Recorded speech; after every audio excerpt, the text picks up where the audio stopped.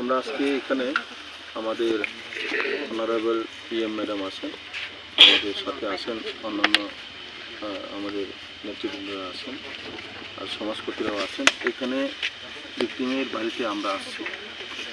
এখানে জনিকা দুজনের হয়েছে, সেই এখানে জায়গার নাম হচ্ছে এখানে রামভদ্রা। আমরা এখন প্রেজেন্টলি রামভদ্রতে আছি, রামভদ্র বিসিতে। এখানে রামভদ্র বিসির দুইজন নাবালিকা, বিজিতা রিয়াং এবং চনিশা রিয়াং, দুইজন নাবালিকা এবং আন্ডার 18 17 বছর এবং 16 বছর, তাদেরকে বিগত 10 তারিখে বৈশাখী মেলায় দেখতে গিয়ে তাদেরকে রেপ করা হয়।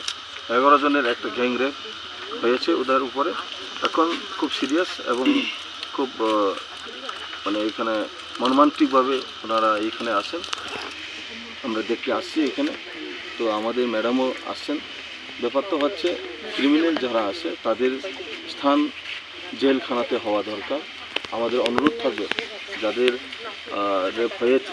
যারা রেপ করেছে তাদের গার্জেনদেরকে আপনারা আপনাদের ছেলেদেরকে, যেহেতু এখন মেইন কালপ্রিট তারাই বলে চিহ্নিত হয়েছে, তো তাদেরকে পুলিশদেরকে সহযোগিতা করুন, তাদেরকে জেলখানাতে পাঠিয়ে তাদের যে শাস্তি দেওয়ার পর তাদেরকে শুধরিয়ে নেওয়ার জন্য, তাদের মনের মধ্যে যে একটা আছে কি জানে বলেন যে ক্রিমিনাল মনোভাব আছে, সেটাকে সংশোধন করার জন্য জেলখানা হইয়া পরিশোধন করার জন্য আমি অনুরোধ রাখছি।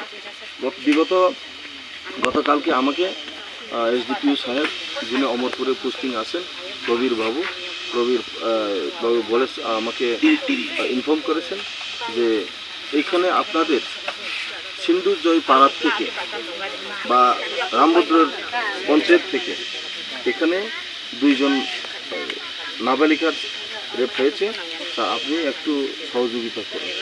তো উনি বলার পর, ইনফর্ম করার পর আমি জানতে পেরেছি। তো ম্যাডামকেও উনি জানিয়েছেন, আমি অসংখ্য ধন্যবাদ জানাই। কিন্তু এখন যতটুকু আমার খবর আমি বলছি ওনাকে, criminal should be, culprit should be arrested, no one should be escape. Criminal is criminal, no compromise with the criminal.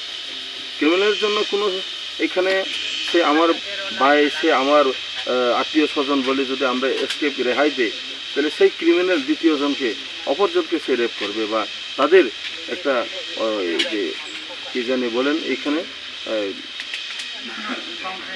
কোনো বাউন্ডারি নাই। তো যার দরুন তাদেরকে সাজা এবং শাস্তি দেওয়ার জন্য সমস্তভাবে তাদেরকে সহযোগিতা করুন, পুলিশকে সহযোগিতা করুন। পুলিশ আমাদের খবরের মধ্যে এখন আসছে একজনের মাত্র মেলারায় জমাতিয়ার শুধুমাত্র অ্যারেস্ট হয়েছে, বাকি 10 জন অ্যারেস্ট হয়নি এখনও।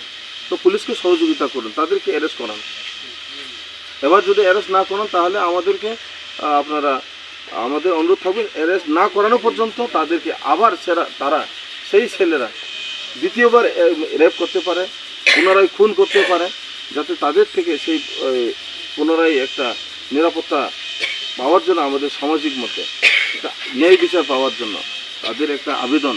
আমরা এখানে গার্জেনদের সাথে আছি। এখন গার্জেনদের প্রশ্ন হচ্ছে তাদের ন্যায় বিচার প্রয়োজন। তো ন্যায় বিচার পাইতে গেলে এখন শুধুমাত্র পুলিশের সহযোগিতা দরকার।